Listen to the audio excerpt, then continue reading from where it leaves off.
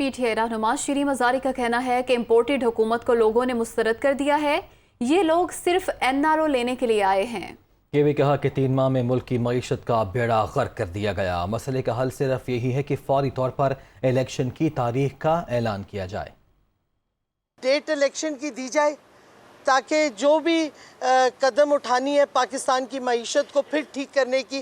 3 महीने में इन्होंने तो तबाही फेर दी है, तो वो जो इलेक्टेड रिप्रेजेंटेटिव्स हैं वो आके फिर एक्शन लें, पॉलिसीज़ बनाएं।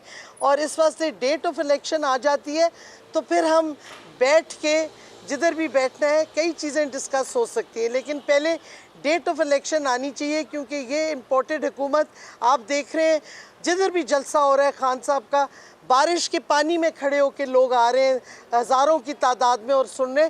कौम खड़ी हो गई, उन्होंने रिजेक्ट कर दिया इम्पोर्टेड हुकूमत को। लगता है ये सिर्फ एनआरओ लेने आए हैं और मुल्क को डिलिबरेटली मुल्क की मईशत को तबाह कर रहे हैं, क्योंकि जब मईशत तबाह होती है तो फिर मुल्क में इनसिक्योरिटी होती है और मुल्क कमज़ोर होता है।